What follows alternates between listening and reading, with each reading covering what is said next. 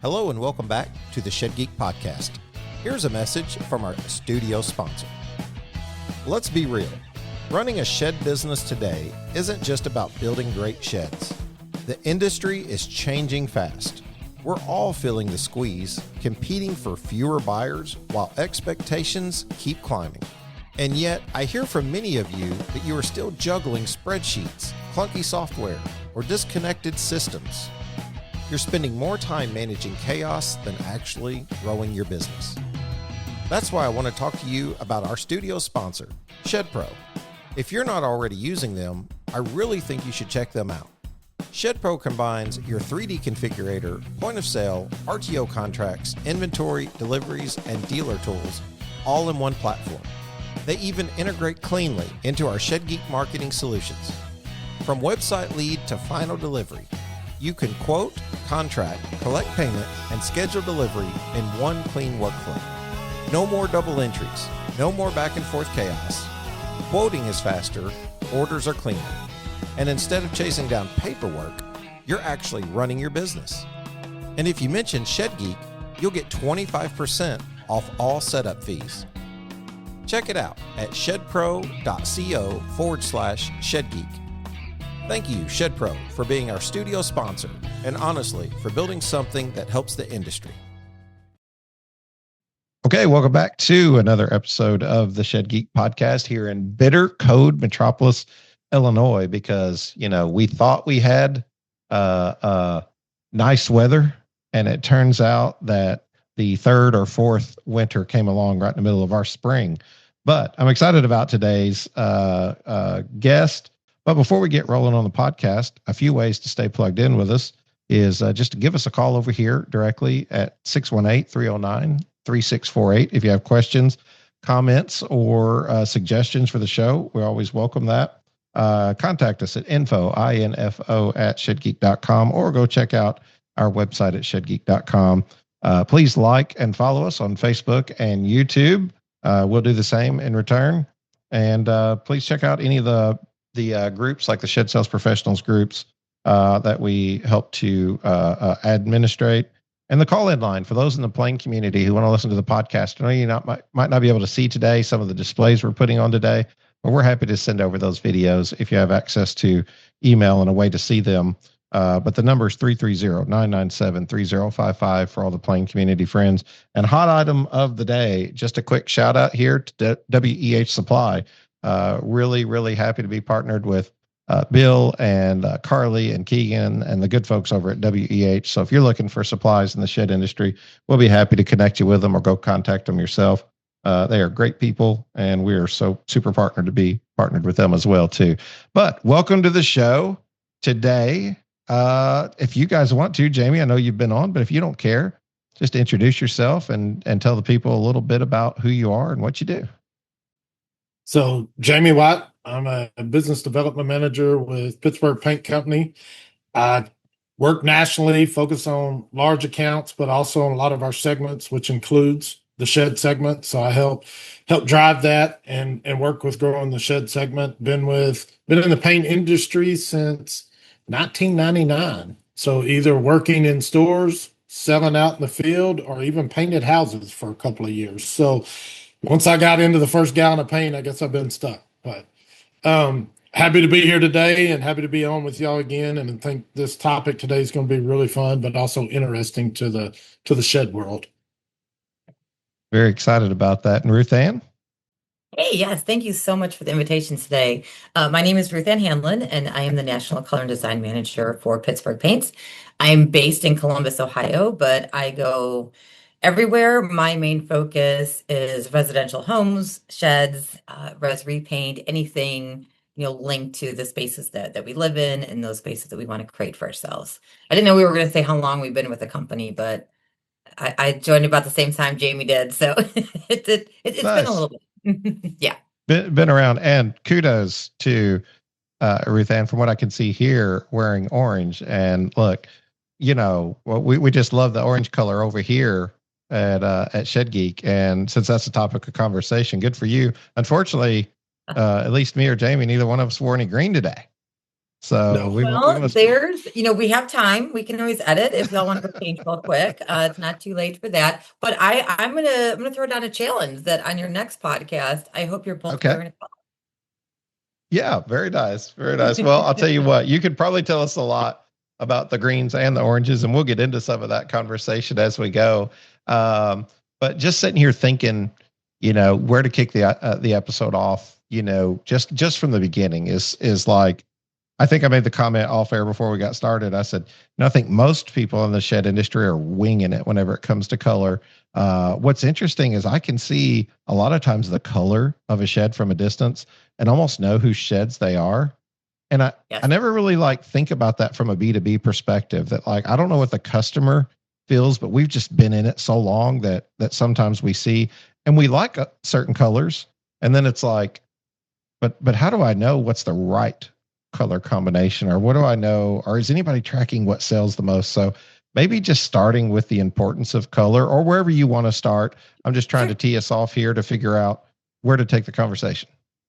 Well, Jamie knows this is my favorite subject. So my background is an interior designer, but I have been fully immersed in color specifically since 1999. So my focus is there, not just on, the basics of color theory and those emotional associations, but consumer moods and mindsets. And, I think it's fascinating why we're attracted to certain colors at certain times in our lives. It's all dependent on world events and, the economy and, everything that's happening. But as long as I've been in the industry, it feels like there's been this monumental shift where, before people used to, and you might have done this yourself, you're considering a color, but your first thought is, how's it going to look on the street? What are my neighbors going to think? What are my friends going to think? And now people are picking colors that they love for them. And that's something we should have been doing all along. So that being said, it's that personalization that really comes into play and is having a massive influence on us. Now, a lot of sheds and portable buildings, oftentimes we want them to match our home or, at least coordinate it with it. And so looking at that res repaint new home industry is a great place to start when you're putting together palettes for your shed collections, because those are the colors that consumers are looking for. So it makes sense to have them on our sheds as well in our backyard. Man, just the color theory conversation there that you started, different times in history. And you're right. I mean, like, normally we wouldn't have done a purple house, or you wouldn't have seen that. But then all of a sudden, where does my mind go to? Edward Scissorhands, where like everything is just bland. Yep. And there's like that Yeah. one house that is just like brightly colored, but kind of going against the grain in some way. And I guess that's kind of like colors go through trends and we just don't think about that. They absolutely do. But again, based on what's happening in the world. So, if you go back to like the Art Deco era with the blacks and, the deep burgundies and the golds, it was about the 1920s aren't that different than the 2020s. They were coming out of the Depression. We were coming out of the recession. They were coming out of, they had their pandemic. We had ours, the advancements of technology, a lot of rebellion. Think about, excuse me, what women were doing at the time. They started wearing pants and cutting their hair short, and look what, is happening now. It's a lot of, I think, people just, being true to themselves and not worrying about conforming and fitting in. So there are a lot of similarities to the Art Deco area that we have now. But then, look at I always think about this. If you look at the 50s and 60s and 70s, think what color, we had pink cars and turquoise appliances and big, bold patterns and, avocado gold or avocado and, harvest gold. And then we went to the beiging of the 80s where there was no color. Unless you were really bold, you might have put bisque or almond on your appliances, but most of the time it was just white. And then, of course, 2008 happened and everything turned gray overnight. And that was 100% linked to the economy and the recession. And that trend lasted much longer than anyone anticipated. And about 5 or 6 years ago, it started, morphing to grayish. And what's funny now is we are firmly back in the beige phase. So we've gone, in this 25-year circle, but with that personalization, beige might be, and it's not just beige, it's warmer neutrals, and that's a big counter to, those who are just tired of looking at gray, that have been looking at it, for almost 20 years. And plus the warmer neutrals, they tend to be more linked to nature. They're more compassionate, they're more soothing, and we all need some soothing in our lives right now, with everything that's going on. But it is interesting. Right now, some of our most popular colors were the most popular colors when I started almost 30 years ago.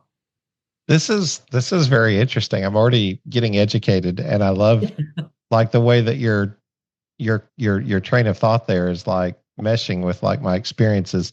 Well, there's so many different types of even gray nowadays that like it seems more popular than ever. So we're in the, whenever people say we're, it's in the gray area, I'm like, well, that area seems to be expanding because gray is everywhere. I mean, and we've kind of adapted to it too. The gray floors, gray walls. I mean, if you even come to see our office, you can probably see behind me the gray on the wall. It's just I don't know why it's become so common, and I don't think about why it's the new thing. It just is the new thing.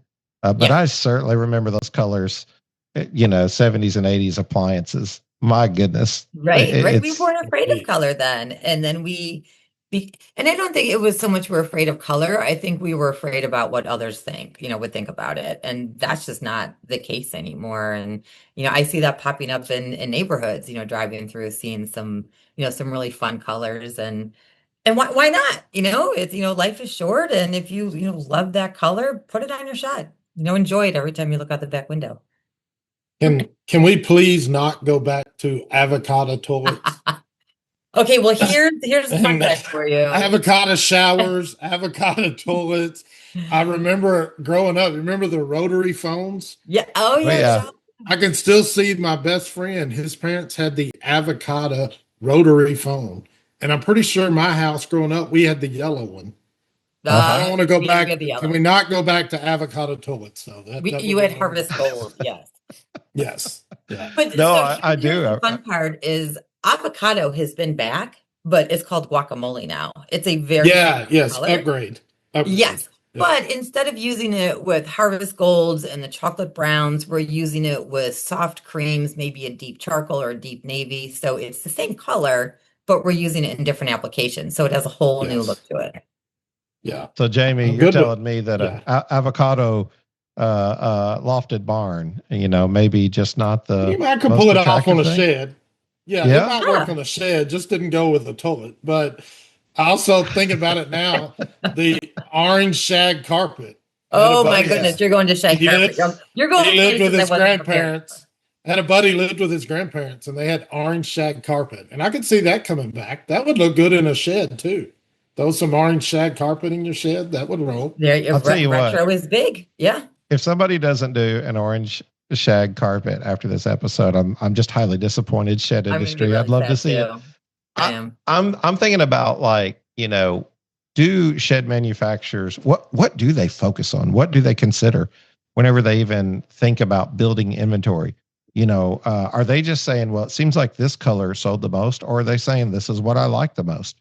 How do they know? Are they tracking any of this conversation? And then I'm assuming there's certain colors that are going to fit better with certain styles. And like, look, I'm far from a color expert. I might as well be color blind, Jamie, because, I'm just like about the only bright color I like is orange, and you guys get it. It comes from the logo, but I'm definitely an orange and gray, black, like earth tone is what I call it. That's probably not even the right description, Ruthanne. But when you think about building a shed, or you think about what the customers are looking for, what should shed builders honestly be going for? That's kind of that, I'd love to take the conversation in that direction, because there's just a lot of ladies out there that probably have some good thoughts on it. And then there's some guys like me and Jamie that are like, please tell us, please explain it to us in a simple way we understand. Shed builders, if you're looking to boost efficiency and improve your truss and component production, you need to know about IFAB LLC. We've been building shop-tested, builder-approved equipment since 2011, and we specialize in reliable, durable solutions for real-world shed manufacturing. From truss presses and our adjustable jig, to the precision door table, forklift building movers, and three-point building movers, IFAB equipment is designed to help small shops and large production operations run smoother.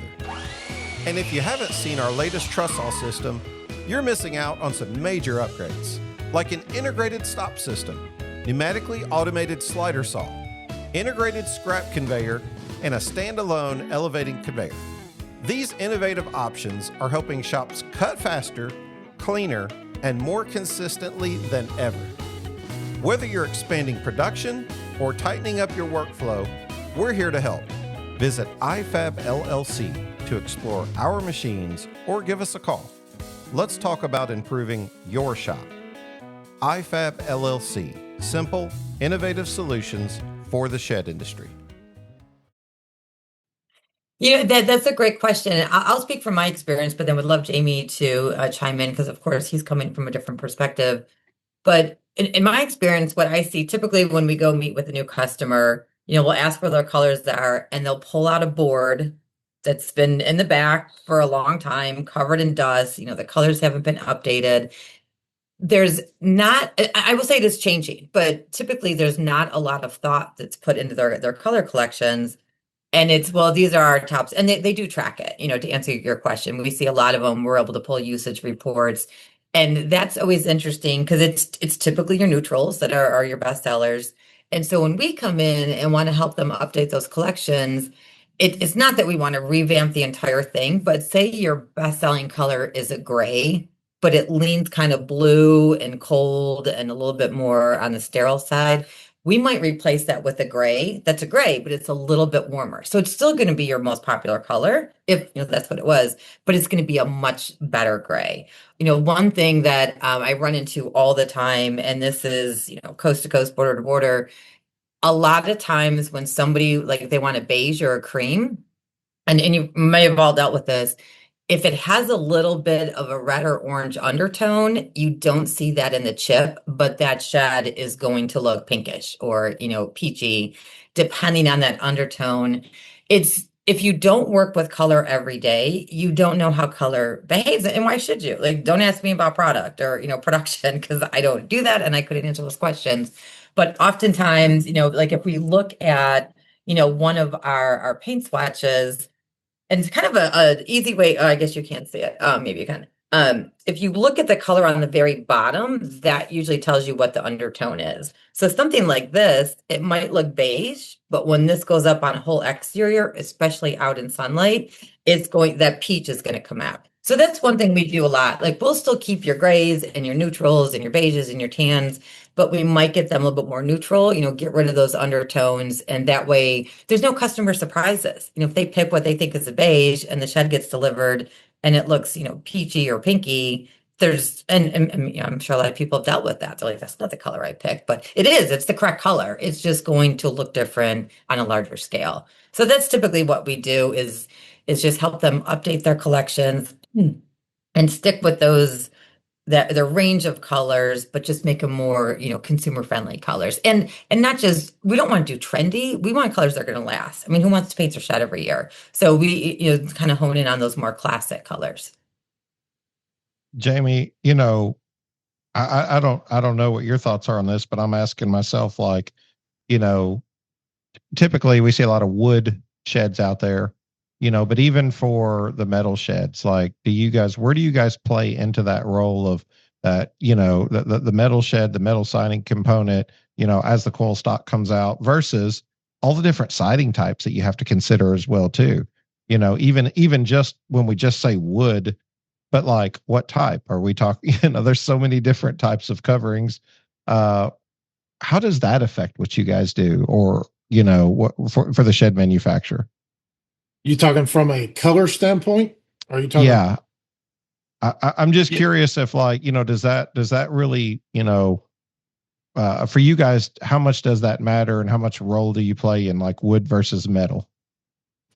So we don't play in the metal that much because it's coming pre-painted, but the metal and the color of the metal does play a factor into their color palette, because when they're building the shed, they're not painting the roof, and the roof is metal.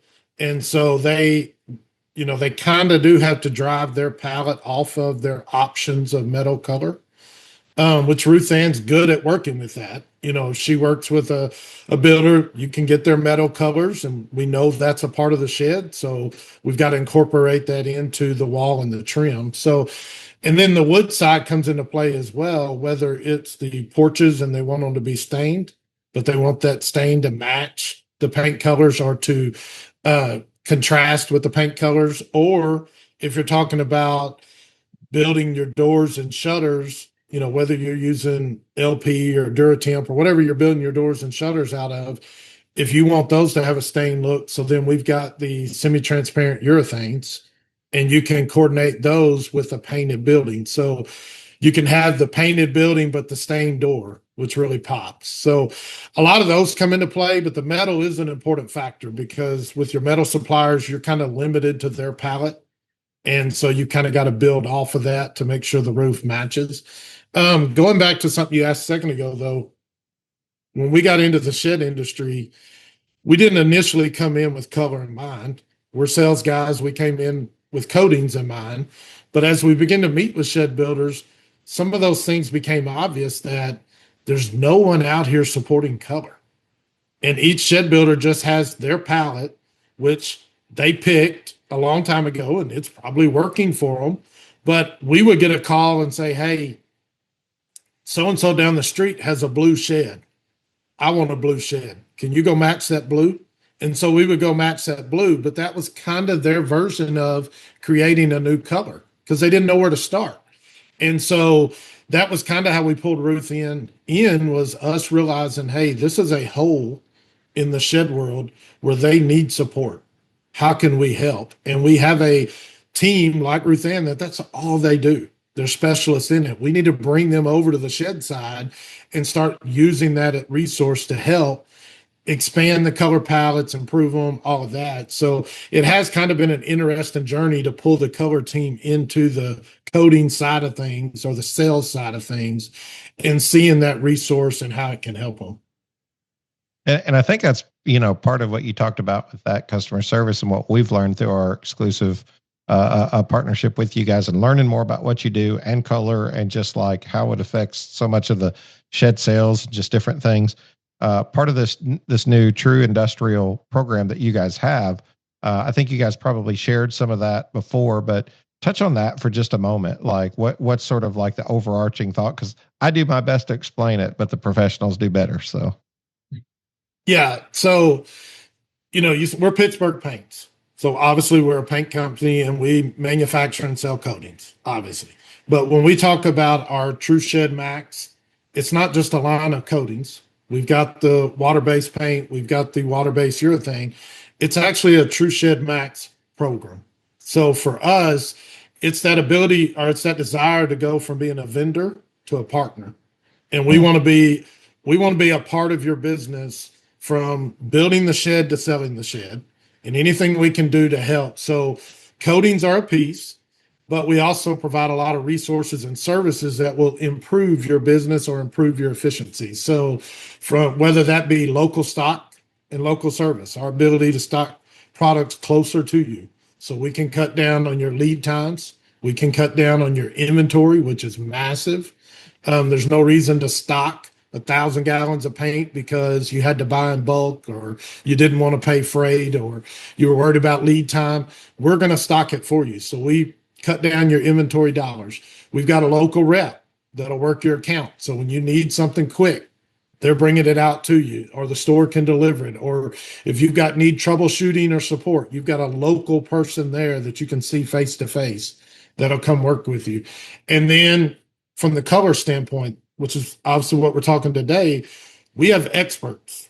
And as people listen to Ruthanne talk today, there's no doubt she's an expert in the world of color. You get to tap into that resource at no charge. It's part of the program. So you get to tap into that resource and help take color off your plate and make color, which is very overwhelming. You get to tap in and get someone who lives it, knows it, and keeps up with the trends. And that's a free resource that comes along. The better you are with color on your sheds, the better we can help you with inventory. If you need tech support on spraying sheds or whatever, all of those things make you more efficient in building sheds. So when we talk about the True Shed Max program, that's what it encompasses. It's not just selling you paint. I love it. And Ruthanne, that's, definitely wanted to follow up with that question, like what the support looks like on the ground, right? Like once you come into, obviously you're an expert in this, but like that filters down. Like you train, folks, and they're able to get that experience. What does the store process look like? What should the manufacturer expect? I guess maybe whenever they go in, and what's the best approach they should take? Sometimes I find that less is more. Just asking the simple question like, hey, as a shed manufacturer, if I go to my local Pittsburgh Paints, like where should I start? On this color journey and like learning more.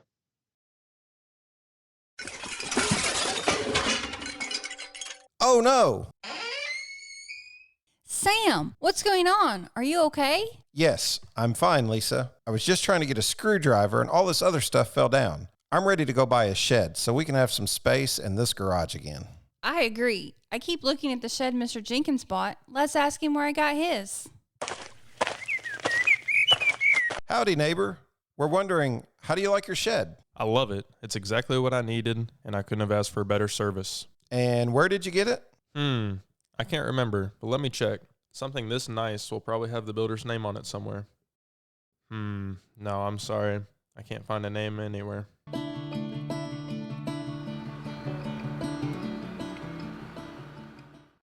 Well, we finally got a shed. Yes. I just hope we're happy. The thing is a lot more shoddy than I expected, and I'm sure I told them I wanted a window, but they didn't have it in the paperwork, so I couldn't argue. Boy, is this a lousy shed. We haven't even had it 2 years, have we? Barely. It was just a bad deal all the way around.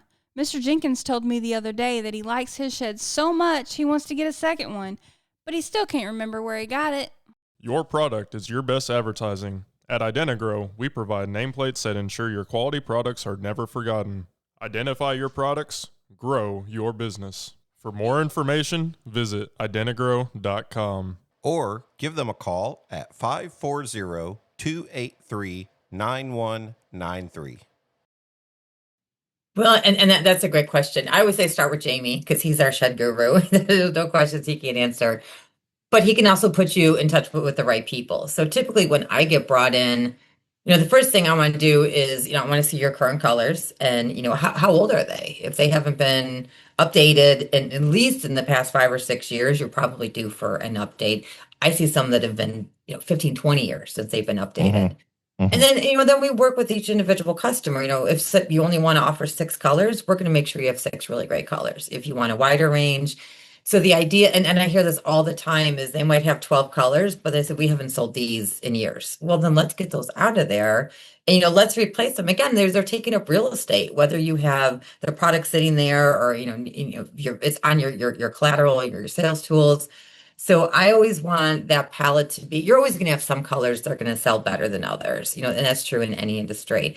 But I want it where all of those colors are going to sell versus some that are just going to be sitting there. And that might be based on, I mentioned earlier, the architectural style, maybe the intent of the shed, some of those that are more, studio tiny houses versus utility sheds, might have different applications to it. We're seeing so many, in certain areas where they're allowing these, auxiliary units. And it's sheds, or, the tiny buildings that they can, be in their backyard. They can be short-term rentals, maybe in-line, visitors or whatnot.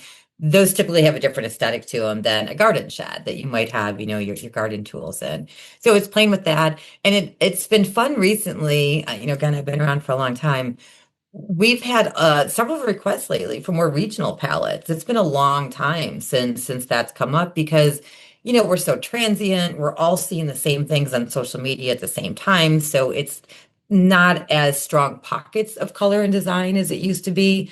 But I think with this appreciation of localism and community, we have been getting requests for some more regional collections. And those might be linked to maybe linked to the coast or the mountains, or they want an urban vibe, or, so we can do them based on, aesthetics or on location, but it's all about designing these collections where every color has a place and is usable, and it's going to resonate with your buyers and your targets. And they're going to look really great sitting, on your dealer lots. Definitely think about like those coastal colors as we travel. Or I never really thought about mountain colors. I just always figured those would be neutrals, in most cases. A lot of darker ones. A lot of darker, yeah. Yeah. Like And like, look, I'm terrible whenever it comes to like color matching. So I know that you guys have one of the resources that you guys have is the color visualizer that you put out there for for the industry. And I actually have it here because you guys sent me the link. If you guys are okay with it, I'll pull my screen up and Please. like Yep. you have some options that's on here for people to see, and we'll just see just exactly how bad I am at this, which I'm going to tell you is pretty bad. I'm sure. So can you guys There you see my screen? Yep. So Yep. this is, maybe you guys can walk me through this, but like I've gotten on this before, and I just went to like the browse all Pittsburgh colors. Yeah, Yeah, you can so- click on that and search by, sorry, Jamie, and search by color family. Or if you know your colors, there is that search option below it. And So- if you go back a couple of links, let's go back one more. Yeah. So if you start here, that's the key. You want to pick a shed, and we loaded up just some basic shed styles. And I guess a couple of things on this. We built this just as a place for you to play around with color. We understand most builders have their own shed visualizers and colors loaded up, and we get that. But this was just an easy way for them to play around and test out colors. So you pick which style of shed you want to play with first, and then you'll So go and let's- start picking your palette. Let's go with just like a, oh, there we go. There you go. Um, and then now I you think can pick your different colors. So let's look at, now I definitely like these neutrals. So on that, I guess in my head, are these here's the grays. So like this is my jam, Ruthanne.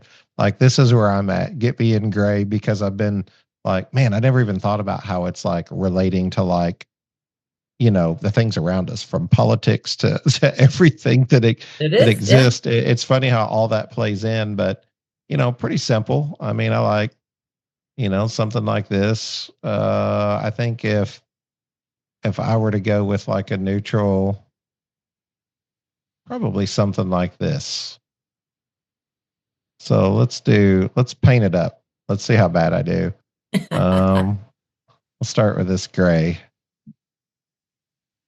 Looks great already. Yeah, I think. I'm a pretty simple guy, and I even think that you go with like the white roof. I don't know, how'd I do? Like this is something I would order. This looks like my shed out back. And there Real you go. bold It's there. the personalization. Real bold there. If you ask 10 people, they might say not at my house, but that doesn't matter. It's, what's going to work best at your property. But that is a very good looking shed. Nice job. I like the white and gray.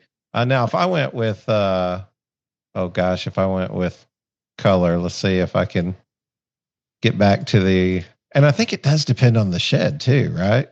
Mhm. Yeah, shed Jamie, style matters. Yeah, like it does for me anyway. Well, it looks like it's not gonna load. So there we go. Here we go. Now if I get into, see, like on these traditional like lofted barns, in my eyes, this is usually a red. I mean, you just see that notorious red barn on the farms, and Yep. like, I don't know, something like that, almost like and I'm simple. I go back to like a white again. So for me, those are going to be, just simple. Oh, I got to click on it, I guess, there.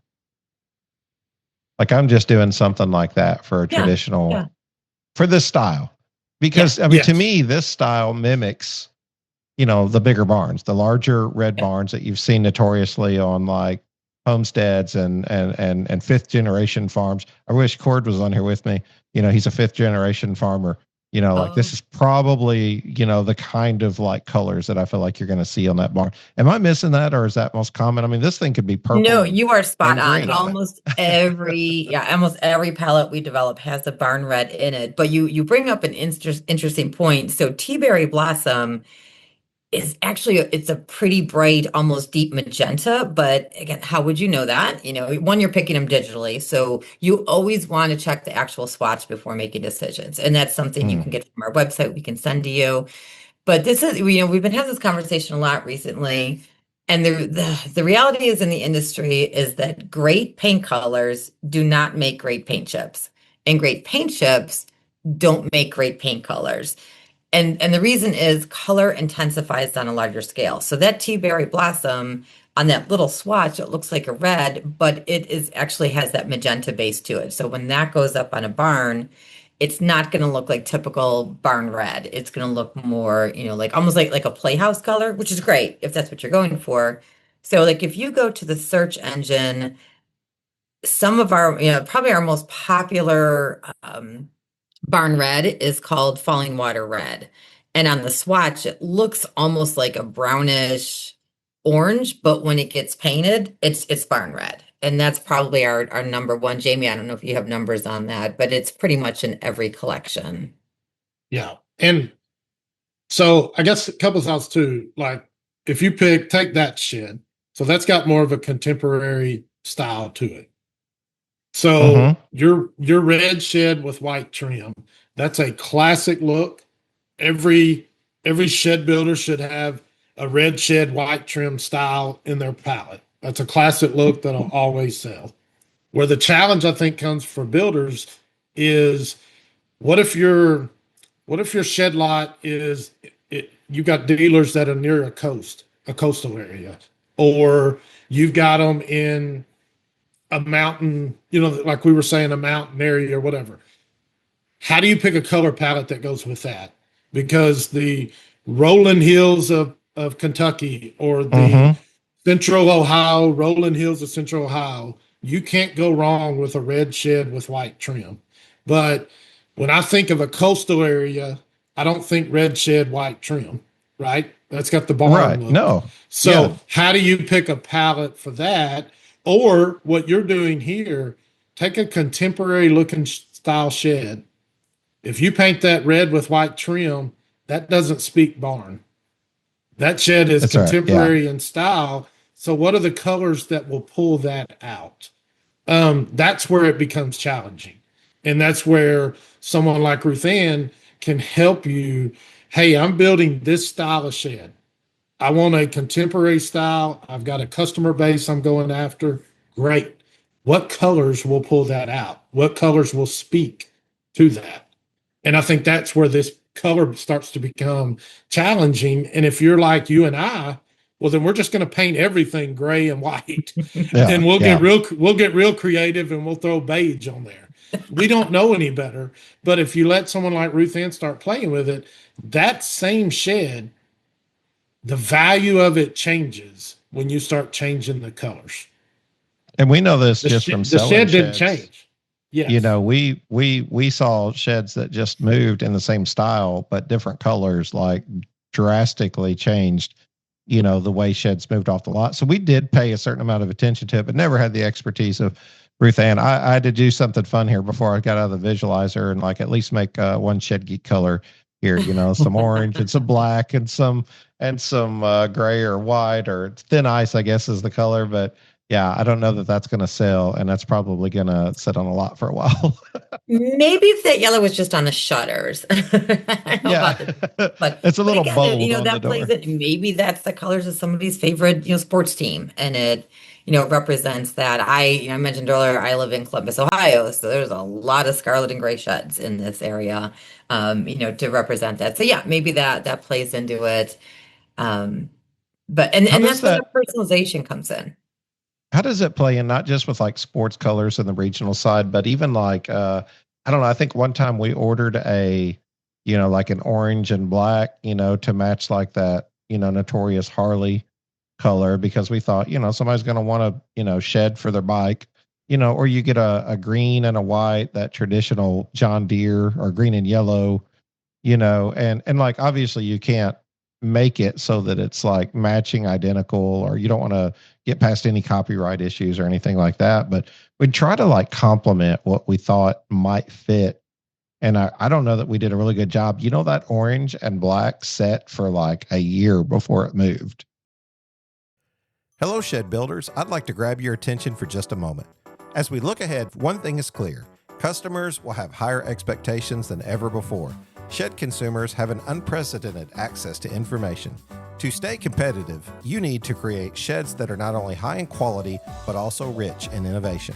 You might recall my friend Dan Ream, one of my early podcast guests, who introduced Solar Blaster fans, specifically the Solar Roof Blaster. Dan has been busy handling orders, and he's eager to speak directly to shed builders about his groundbreaking products. What stands out to me about Dan's products designed specifically for sheds, like the Solar Roof Blaster and the Solar Light Blaster, is how they enhance the shed owner's experience. With the focus on quality, it's time to start thinking about adding features and benefits for the end user. Here at Shed Geek, we wholeheartedly recommend Solar Blaster as the solution. My favorite thing about the entire line of products? The support you'll receive from Dan. Not only is he incredibly knowledgeable about these products, but he's also one of the most customer-focused individuals I know. He truly stands behind both his product and his service. We're searching for companies ready to elevate customer satisfaction to the next level. To learn more, just visit solarblasterfans.com and fill out some basic information for a callback, or connect directly at 480-747-7097. You can also check out the Shed Geek newsletter, where a click on the Solar Blaster ad will guide you to a form for more information and some cool videos showcasing the products. Let's power up innovation and elevate customer experiences together. Yeah. Yeah. It wasn't the black, probably the orange. No offense. I know you like your orange, and we're doing a little bit of orange today for Ireland.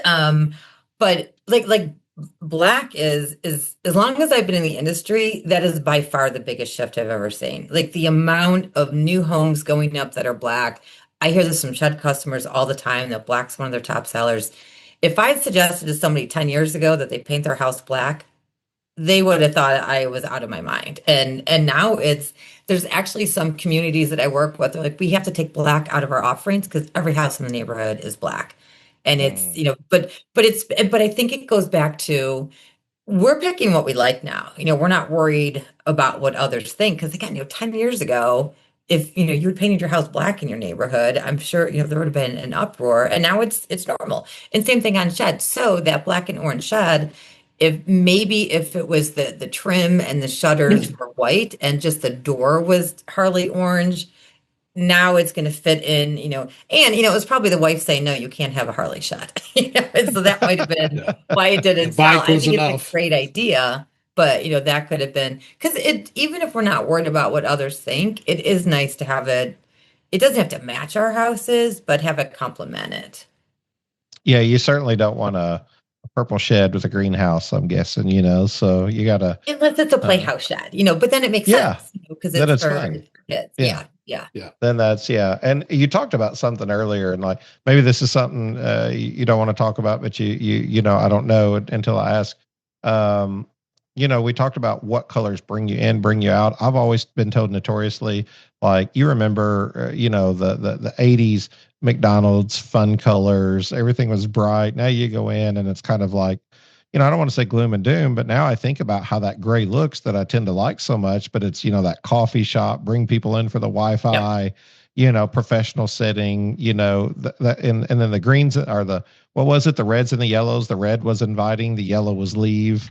I've heard people talk about that. Food is typically red and yellow. And the reason is those are the colors our eyes see first. So that's the signage as you're driving down the road. They want your eyes to see that signage. But you bring up a great point with what has happened with a lot of these fast food places. They went from white and orange and yellow.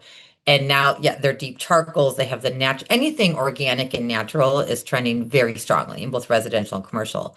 But part of the reason they did that, a couple of reasons. One, their customers grew up. Their customers aren't playing with Ronald McDonald in the playlands anymore. They like, hanging out at the coffee cafe and having internet and these more artisanal drinks. And that's exactly what McDonald's did with their cafes. They have these more coffee shop vibe aesthetics where they want you to stay and maybe order another drink. Most restaurants, if they're darker, they're more intimate. They want you to stay, get another bottle of wine, have some desserts.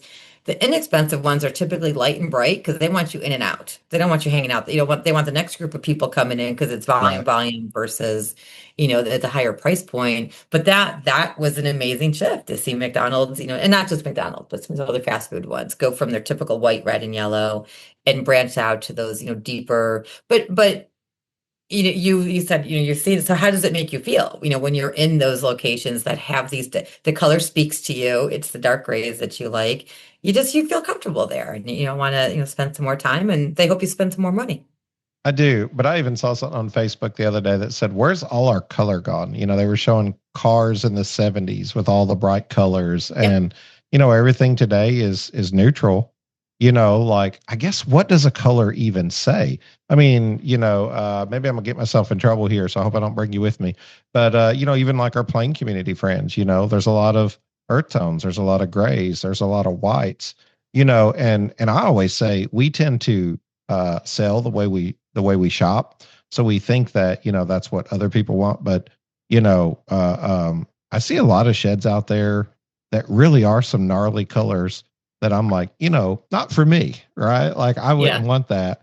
But do you feel like that's making a comeback? Should it? Will it? What's the best thing that a shed manufacturer should know about color and like designing, their sheds right now today? Yeah, color's definitely making a comeback, but it's not those overly saturated, bright pops of color. Blues and greens are incredibly popular in both new home and the shed industry, but it's those organic greens and those natural blues. So not the really bright blues like you see in our background. It's more the slate blues or the smoky blues. So it's color.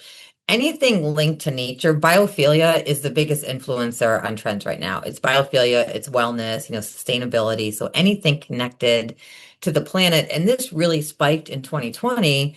If you remember at the time, you couldn't get a kayak or a bike or an RV, and like our local parks, they had to bring in auxiliary parking and people to direct traffic because the parks were flooded with people on the trails. And part of it was there's nothing else open, there's nothing else to do.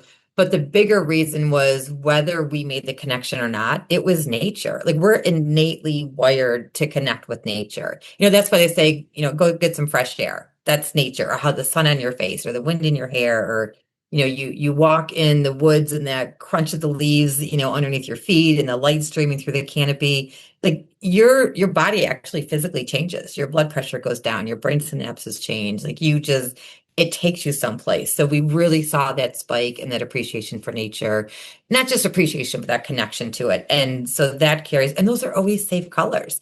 Like say you like a blue, it could be a soft mineral blue, it could be a deeper ocean blue. Anything connected to nature is going to work amazing on a shed or, even on a residential home. So it's color coming back, but again, it's those colors of nature. So lots of blues and greens.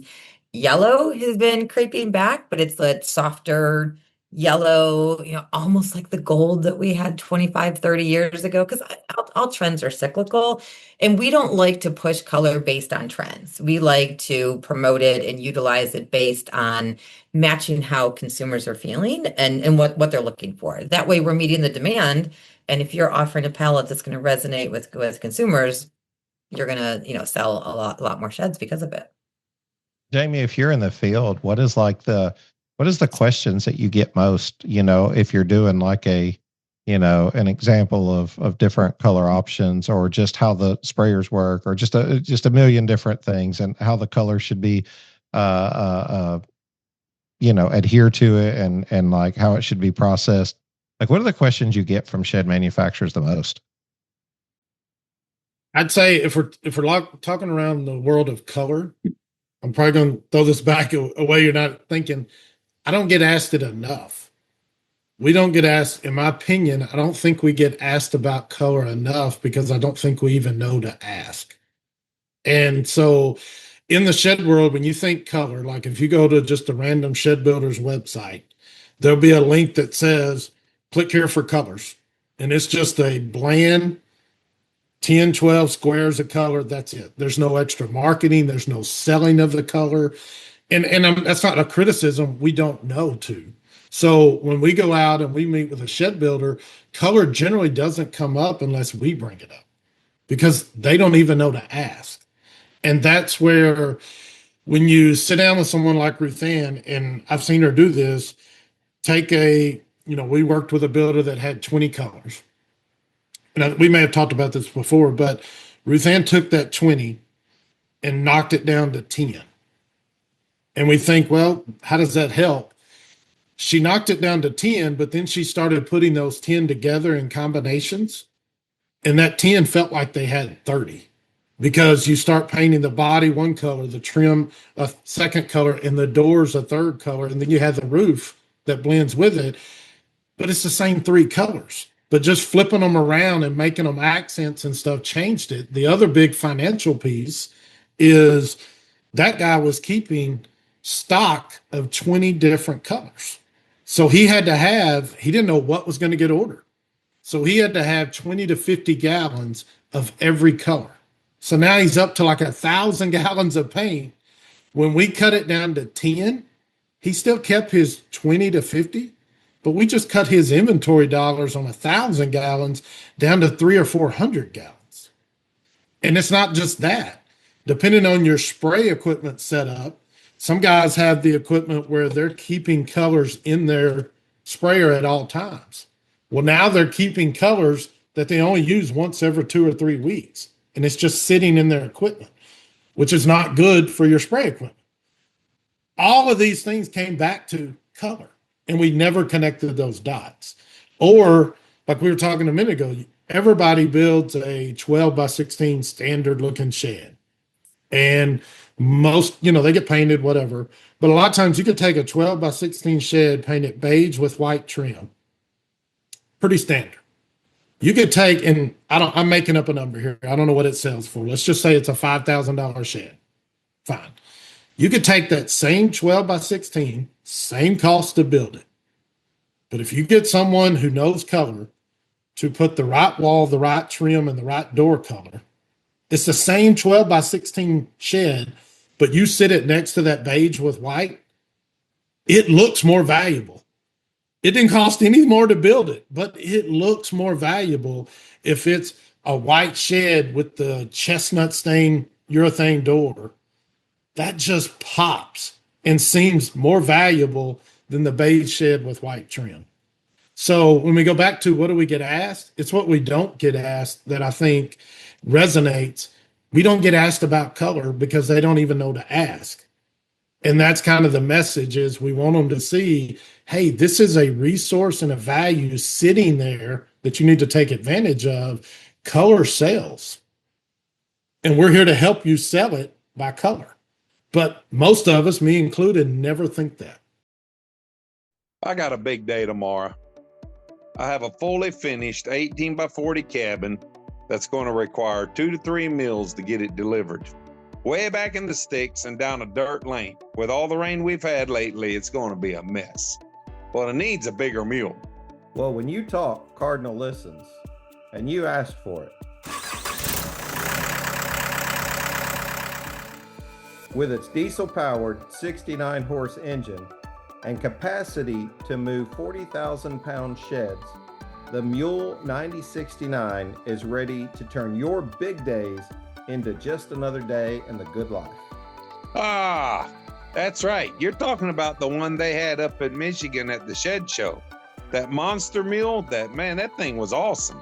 That's right. It's the one you've seen at all the shed hauler barbecues. Man, yeah, there's nothing like a little diesel donkey to make my day go so much better.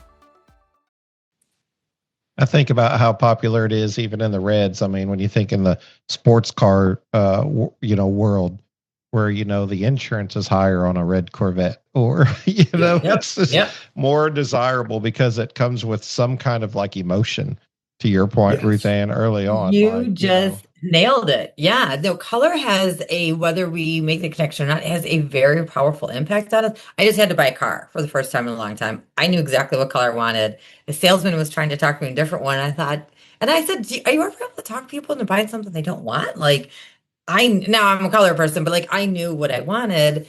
But Yep. and you've probably seen this. You go to order something online and the price on the ad is $19, but then when you click on it, here's all the other colors, but it's more expensive. And it's the same exact thing, to Jamie's point. And if you really want that in your color, you're going to pay more for it. I have a friend that went to a financial planning seminar, and they spend time talking about how the industries use color to get you to buy something you don't need or to pay more for it.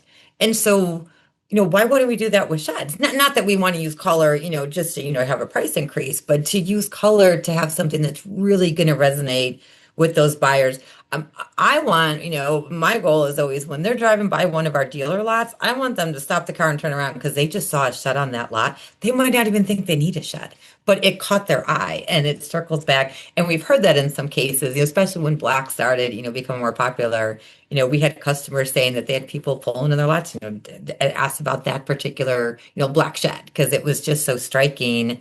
And so, we got to use, use the powers in a good way, but use the power that color has to not just, to have, a better lineup, but to, increase that customer base. There's always some kind of emotional attachment to it one way or the other. And now I'm thinking about my own decisions, or I think about, here's one that'll get me in trouble because I'm in a getting in trouble mood kind of day to day. I was thinking somebody was telling me recently, we have a lot of plain community folks and things like that. And they were talking about cars and purchasing cars and how they were typically like would purchase a black car because like there used to be an upgrade on the colors, and so like why pay for this upgraded color when you can get a standard? And now colors have become so like common that you almost have to pay to get a bland vehicle. You have to pay extra as opposed to, and so now you've almost come full circle to where, you didn't want to pay for the extra, but then to stay bland, there's an extra cost for that. I don't think we've hit that in the shed world yet, Jamie. So, thank goodness. People just seem to want what they want. And, I think our plain community friends and others are happy to get them the color that they want. I mean, that's been my experience. Yeah. Yeah. And we're happy to provide that for them. And I think something else too, we have to remember, like we're thinking or talking right now about the shed builder and trying to help them with the world of color. But it's not just them, it's their buyer, right? Buyers are you and me. We're shed buyers. We don't know what color we want, or we need help with color as well. And so I think the other thing, when you tap into like this resource with Ruthanne, when you as a shed builder can help instill confidence with your buyer when it comes to color. And here's what I mean. If you're able to say that, hey, our color palette was curated by Pittsburgh Paints color team, that builds confidence in those colors. It's not Jamie and Shannon picked out your colors. No one's confident in our recommendation of color. But when you as a shed builder can advertise that, hey, these aren't just some random colors. These are colors that were curated by specialists. These are colors that were curated by a group of people that live in that world. So when your buyer comes in and they're not really sure, you can help them build confidence that, hey, this is not just a beige. This is a beige that won't look pink in your backyard. Or, hey, my house is this color, but I don't want it to match that. I want it to contrast, but this is one that will. So I think that's the other piece of it. It's helping bring confidence not only to the builder, but to their buyer, that these are colors that they can be comfortable with, safe with, and also can express themselves with, and I think that's the other thing on the sheds. Yes, there are situations where a neighborhood says, hey, you can build a shed. It's got to match your house. It can only be these three colors. I get that. That's not what we're talking. But I think a lot of people are buying sheds and it becomes its own piece of furniture, its own piece of art in the backyard. They don't want it to match. They want it to stand out. They want it to stand alone, but they're not sure where to go. So the buyer is just as overwhelmed with color as the builder. And we can help both sides of that by helping curate a palette that they can both be comfortable and confident in and not get overwhelmed with. Man, I love it. It's a great point because we have 2,000 colors. Pick one. Like Yeah. hard to, Yeah. if you don't work with it all the time. But you said a few times about that emotional reaction to color, and that can't be underestimated. And I think that's why these collections are resonating so much now, because if you love going to the ocean and how it feels walking on the beach, we can bring those colors back for you. If you love going to your grandparents' cabin in the mountains, we can bring those colors back for you. So it's that emotional connection to them. If you think you know colors, you do until you get in front of a color swatch and you see all that's there. And then all of a sudden it can be overwhelming to be like, what do I pick? What do I choose? I remember seeing was it a Facebook post or some social media post or something that said, husbands who are here to pick colors must have a written permission slip by their wife. Yeah. And I think like that because I see 2,000 colors and I'm like, that one, simple. You know what I mean? Like, because if you get me to try to do the color combo and like matching palettes and where things start, I'm going to get lost real quick. I'm going to need a professional to help. It's amazing how fast an hour goes by, guys, whenever you're just chatting. But just give me some final thoughts on like what you would want the industry to know, what they should take away from the episode today on focus on color on their sheds. I would say the biggest thing is just, think about when was the last time you updated your colors. And then maybe think about if you have some that have never sold, it's probably a good time to look at updating your palette. And again, we're happy to help you with that. Yeah, it's kind of what I said a minute ago, but I guess the question I would ask the industry, are you marketing your colors? Are they just on your website? Because there's a difference. If you're marketing your colors, it costs you nothing extra. You're trying to sell sheds. Market anything you can, but color's the first thing that person's going to see when they pull into your lot. They're not going to see your construction. They're not going to see the quality. They're going to see color. So are you marketing it? And if you're not, reach out because we can help you do more than just, hey, here's my colors. We can help you market them by putting them into regionals. Let's create you a regional color palette that will speak to the buyers in your world where you live. We can help you add pictures that will help push that color and that palette. We can help you market it at no cost. It's just sitting there waiting for you to tap in and bring some more life to it. Plus, back to the inventory thing, because cash flow and inventory dollars matter, we can help reduce your inventory dollars, improve your cash flow simply by reviewing your color palette and making it more efficient and filling it up with things that actually sell. So ask. Well, I'll tell you, that's why I love the True Shed Max program. That's why I love partnering with you guys. You guys have, you're willing to go the distance for the customer. I love the program completely. All the interaction that we've had. I'm learning so much about paints and coverings and colors and I enjoy it. I love what you guys are doing and what you've done, the communication. We want to put you in touch with as many shed manufacturers as we can. Like, you don't know sometimes until you ask, right? And like, sometimes you just got to get somebody out there, do the demo, call the people. I'll tell you what, from a marketing perspective, we're taking note whenever I start thinking about meta ads and Google ads and just different things like that, the carousel ads that you're putting out there. What colors do you want to present? I mean, it's, I think about lighting. I think about all these different things that matter. And I'm hoping to become a subject matter expert on it, but I have a long way to go. And you guys have done great to at least get me going in the right direction. And I know you'll do the same for our listeners. For those who do want to get in contact, just go and click on the newsletter, guys. If you don't get the newsletter, it's really simple. Just go to our website and request to be on it, or just message me, info at shedgeek.com, or my wife, Deanna, DEANNA at shedgeek.com. We'll get you added to it. You can go click on the link for today's show to take you to a lead form where you can get in contact with someone. We're always happy over here at Shed Geek to put you in contact with the folks at Pittsburgh Paints and other partners that we have in the industry as well too. We're happy to be a resource for you guys on that.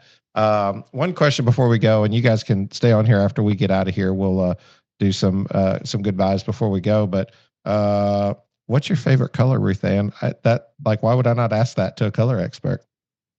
So I get asked this all the time, and it's so hard to answer. It really depends. Like, is it for my house? Is it for my horse? Is it for a car? Like what?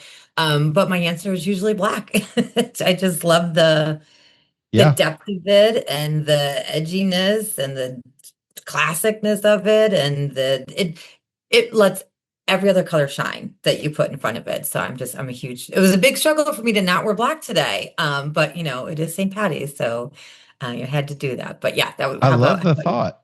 I love the thought of it lets every other color shine. I think that alone could just be a statement in itself. I love it because it lets every other color shine. Jamie, do you have a favorite color, my friend? you're not allowed to say Well, gray. I'm a little shocked. I wasn't expecting Ruthanne to pick black, but mine is black, but I don't have any fancy saying like it lets every color shine. I never thought of that. Mine was black just because it lets me hide. You don't notice it, and So it you're just talking kind of specifically to blends clothes. in. So yeah, no, anything black. While I'm talking to y'all, I'm sitting in my garage, leaned against my black car. So, and I was thinking this when we were talking earlier. I live across the street from my brother. I have 3 vehicles, me, my wife, my son. They're all black. I look across the street. My brother has 3 vehicles. They're all white. I don't know what that says, but Interesting. black is my favorite color, and I have no fancy saying to go with that. So what There's is some yours? there's some psychology in there on that all black I'm and sure all there white. is. I think, Yes. let's see, our vehicles, I have an SUV that's black. My truck kind of transition. It looks black, but when you get up close, it's actually really dark blue. And then we have a car that's blue too. It's really dark blue.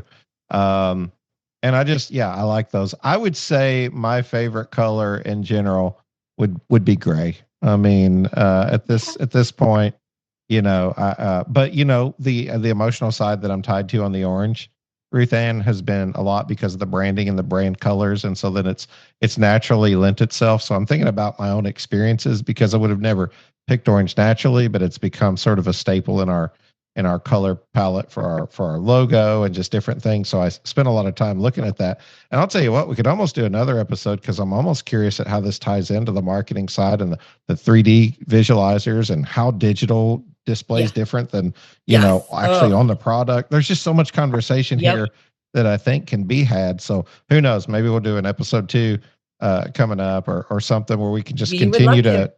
I love the educational part of it. I mean, I really do. Yeah. I think that's what really matters most. So I'm going to let the people go. I'm going to sign off for today, but love what you're doing over at Pittsburgh Paint. Super proud to be on this interview with you today and partnering with you guys, and just love what you do and the whole attitude of everybody over there so far. So thank you guys for that. Thank you. Thank you. Thanks again, Shed Pro, for being the Shed Geeks studio sponsor. If you need any more information about Shed Pro or about Shed Geek, just reach out. You can reach us by email at info@shedgeek.com or just go to our website, www.shedgeek.com, and submit a form with your information, and we'll be in contact right away. Thank you again for listening, as always, to today's episode of the Shed Geek Podcast. Thank you and have a blessed day.